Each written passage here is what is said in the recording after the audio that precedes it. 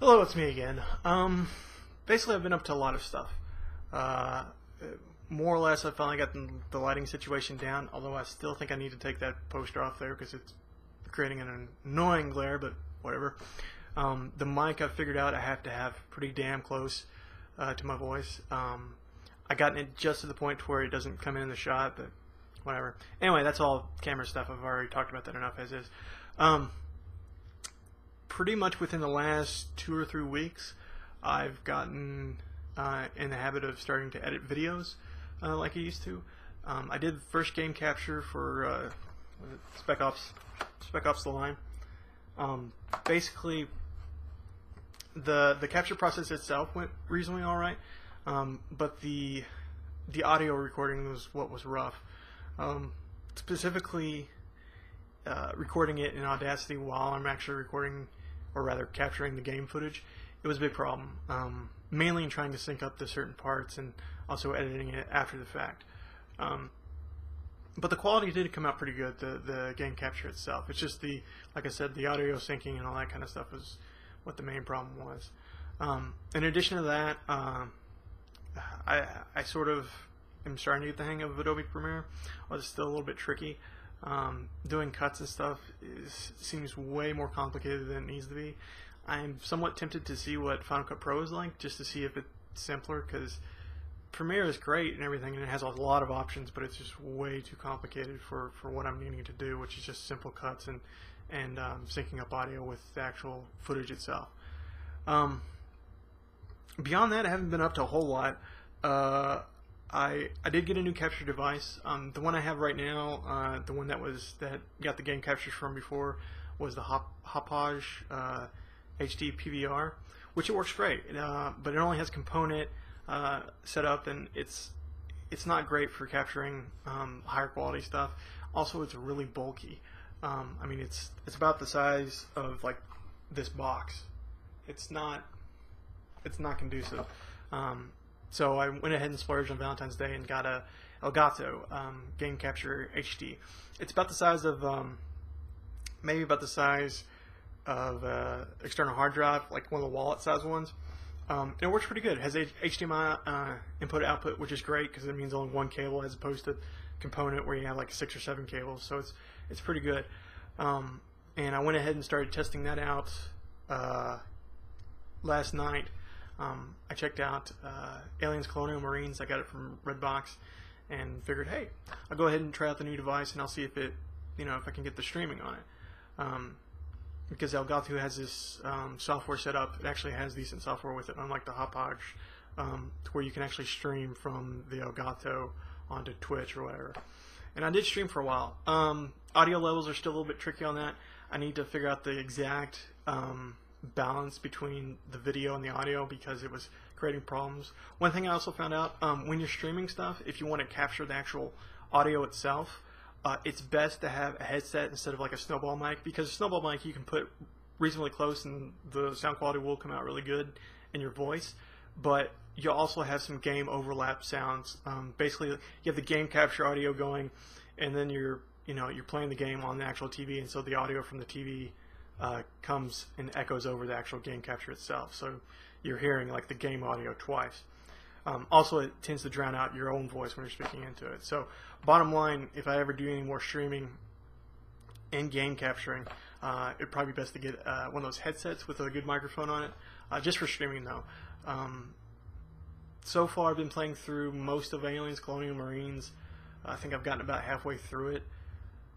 It's... How do I put this delicately? It's a decent game, but it is not a good game. I'm playing it on the hardest level, which, bear that in mind, but there's a lot of glitches within it. The aliens themselves look kind of hokey. There is one really good level I played so far in it. It's a sewer level where you don't have any weapons or anything, and you basically have to skirt around these aliens that can only see you by sound. They have some kind of sonar type thing, so as soon as they come right up in your face, you have to stay still, and then you have to wait for them to go away. So that's kind of cool. The voice acting isn't too bad. The script is not great. I mean, it's not great. The voice cast, like I said, is pretty good. Ashley Birch is one of the voice actresses in it. She plays a really good role. She puts weight to every bit of dialogue she's given, even if the dialogue is, well, crappy. Same with Lance. I can't pronounce his last name, but y'all know him as Bishop. He does a really good job too. But yeah, like I said, the game so far it's okay. It's not great, but it's not horrible. Everybody's been going on and on lately about it, saying it's one of the most, horrible adaptations and yada yada yada. And there's a lot of controversy between what the actual demo that they showed off was compared to the actual gameplay itself, how it's totally different. And there is very much a difference between the actual demo and the actual gameplay itself. And I'll put a link to it in this video, and you can look at it for yourself. But beyond that, I mean, just looking at it as a game and not as all this hype that Gearbox put behind it, it's not that bad. It's, like I said, it's not great, but it's not bad either. And there's little nods to Aliens, of course, in it. You have stuff with that references Bishop getting his half cut off, and you have throughout the game you can pick up all these legendary weapons like Hicks's shotgun and dog tags and all this other stuff, and it levels your character up. One nice thing that's just totally outside of the game itself is that if you actually play this game and you already have, say, Borderlands 2, and you're on the shift system, which is like a system where you put in codes to get extra stuff, as soon as you play Aliens Colonial Marines, it'll give you 2 golden keys on Borderlands 2. So that's kind of cool. Also, it gives you gear upgrades for Aliens Colonial Marines. It's a small consolation to some people who are really pissed off about the fact that Aliens Colonial Marines wasn't all that it was promised. But I mean, it's something. And like I said, people are overreacting to a lot of this kind of stuff. I will say I am a little bit annoyed at the fact that it's become pretty clear that Gearbox did not do all of this game. And it's sort of a Duke Nukem type situation to where Gearbox did parts of the game. You can tell the parts that they did, but stuff like the multiplayer and even certain portions of the campaign, you can tell the other studios did it. I mean, even in the credits themselves, you have about 3 or 4 different studios listed. I think Time Gate's one of them. I think they did the multiplayer, and 2 or 3 others that I've never even heard of. So you can really tell where the cracks in the game are when they come up. A lot of people have said that the aliens themselves look a bit hokey, and I will agree with that. In certain sections, they do look hokey. But like I said, this is just minor nitpicks about it. If you're going to play a game about aliens, though, you got to have more aliens in the actual game. I mean, the first 1 or 2 levels are just, it's very Call of Duty-ish. I mean, you're pretty much just shooting guys with laser sights. It took me forever to get off the freaking ship, though, I will say that, and onto the planet. So, I don't know. I'm halfway through it right now. I've been doing a game capture pretty much every 2 hours. I'll do a whole entire capture of that and try to split it up. I'm going to try to maybe create some kind of review for it. It won't be a long review, though. It'll just take snippets out of it, like what's right, what's wrong, and all that sort of thing.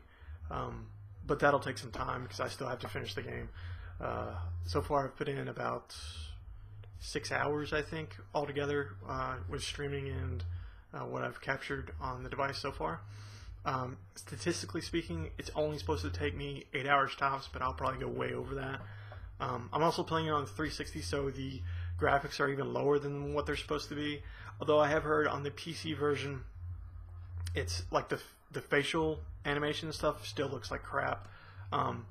And when I actually do start cutting this footage together, that'll be one of the downsides, because you can really tell that they did not spend a lot of time on the facial animation.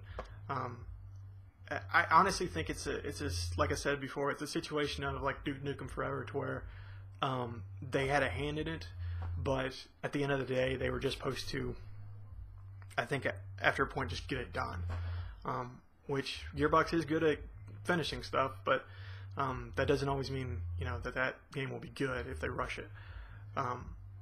What really is kind of a bummer, I think, and what a lot of people are pissed off about, is the fact that they probably won't make another Aliens game after this, given the reception to it has been so bad.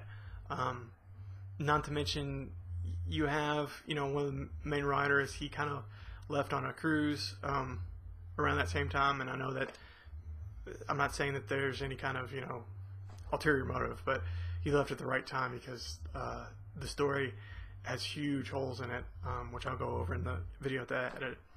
But anyway, talked about that for enough. It'll probably take me another day and a half to get all the footage captured. I went ahead and already uploaded some footage. It's just actual footage. I'm not talking over it or anything. It is what it is. Or did I talk over it? I can't remember. It's whatever I streamed. I was trying to figure that out. I uploaded that to my YouTube channel. But yeah, there you go. I got about, like I said, about another 3 or 4 hours left in the game, and hopefully by then I should be able to start cutting everything together. I don't want to keep this game any longer than necessary. It's Redbox, and so every single day it costs me $3 to run it, and but it's still cheaper than paying $60 for it, which I wasn't going to do after the reviews. As much as I love Aliens, as much as I love Gearbox. So I guess that's about it. Still working on some other stuff. I'm still looking into the whole time travel series that I've been, playing around with. I'm trying to figure out a script for Looper, but Looper, as time travel movies tend to be, is a bit hard to organize the timelines. Once you start getting into parallel universes and choices made and alternate timelines and all that kind of stuff, it tends to get a bit confusing. So it's going to take me a while to get that down. But I guess that's it for now. I'll try to update either sometime more this week or maybe next week, all depending on how much time I have, which with me, I never know. Usually I'll have a couple hours at the end of a work day to get stuff finished, and sometimes I won't. It all depends on how busy we are at the state, which is where I work. But that's it for now. On a final note, I will say, if you ever are thinking about streaming stuff through 360 or what have you, definitely think about getting an Elgato if you don't have a game capture device already. This is not me promoting it because they're not going to pay me for it, and I had to pay for the device myself. But I will say that it is a very good device, and it's a whole hell of a lot smaller than the Hauppauge. Not to mention the software for it is way better too. They actually even have a live commentary feature if you're just going to capture the video itself, and it's really great. It makes editing things a whole hell of a lot easier than the Hauppauge make things. So, okay, I have rambled on enough. It's probably like, I don't know, 5 or 6 minutes now. I haven't looked behind me, but like I said, I'll update either again this week or next week. So, till then, adios.